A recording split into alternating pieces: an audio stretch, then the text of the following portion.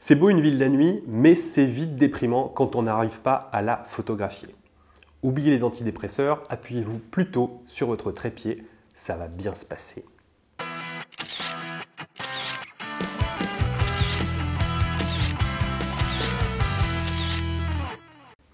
Bonjour et bienvenue, le cours de photo d'aujourd'hui est consacré à la photographie de nuit.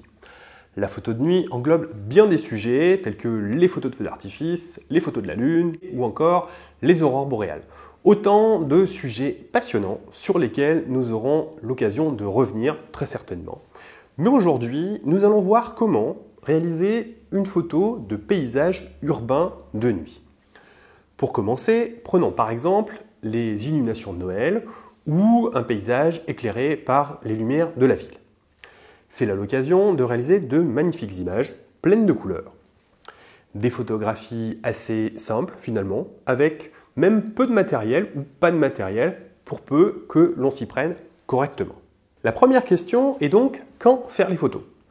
Pour les illuminations de Noël, la question est assez simple à Noël. Mais à quelle heure? Dans tous les cas, il faut que les lumières soient allumées. Là aussi, c'est basique. Toutefois, si vous commencez votre prise de vue une fois que la nuit est tombée, vous aurez des arrière-plans très sombres, voire complètement noirs. Ça peut être un effet volontairement recherché, mais si vous voulez les silhouettes des immeubles et des monuments, si vous voulez qu'ils se détachent bien du fond, il vous faudra venir juste avant la tombée de la nuit, entre chien et loup. C'est ce que l'on appelle l'heure bleue. Sa durée est variable, mais par expérience, selon la saison et la météo, comptez entre 15 et 30 minutes maximum pour pouvoir réaliser vos images. L'idéal est d'arriver juste avant la tombée de la nuit. Si vous arrivez un peu tard, l'ambiance lumineuse sera trop sombre, comme c'est le cas sur cette photo. Le secret des photos de nuit, c'est que les photos de nuit se font souvent de jour.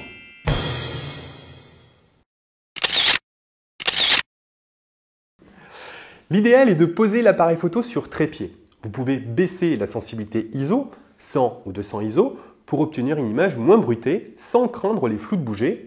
En effet, le temps d'exposition sera considérablement augmenté, mais l'usage du trépied limitera les flous de bouger dû à la vitesse lente. Si vous avez l'intention d'utiliser un trépied, il sera plus simple d'utiliser le programme d'exposition manuel. Attention, ne fixez pas tout de suite votre appareil photo sur le trépied. Gardez-le en main pour rester libre de vos mouvements, le temps de mesurer la lumière.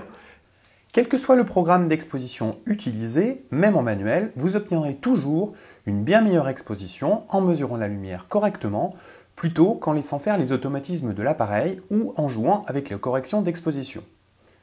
Pour la photo de nuit, il fait forcément sombre, il fait aussi parfois un peu froid, et autant ne pas s'attarder inutilement car l'air bleu dure assez peu de temps.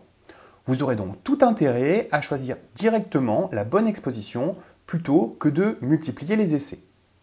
Si vous n'êtes pas encore à l'aise avec la mesure de lumière, rassurez-vous, c'est une notion très accessible que vous pouvez retrouver dans mon Memento Photo Maîtriser votre appareil photo ou si vous voulez aller plus loin, dans ma formation photo en ligne dans laquelle je vous propose de voir tous les fondamentaux et qui inclut aussi une formation spécifique sur la maîtrise de l'exposition.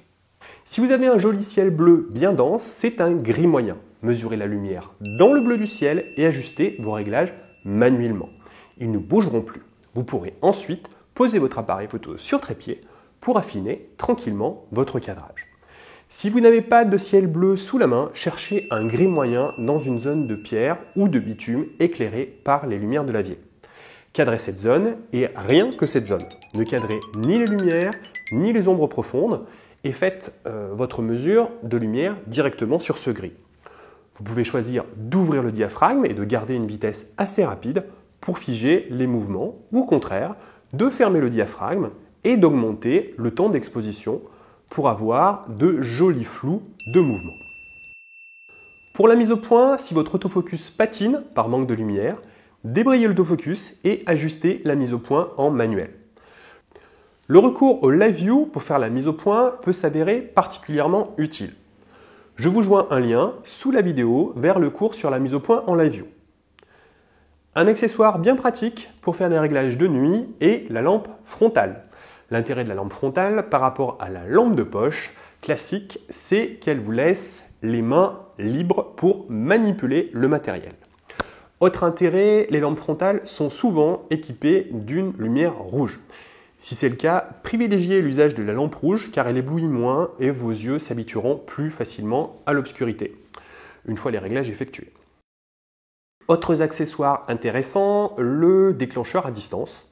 Étant donné qu'en utilisant des poses relativement longues, la pression du doigt sur le déclencheur peut créer une petite vibration de l'appareil, même fixé sur trépied, il peut en résulter un léger flou de bouger.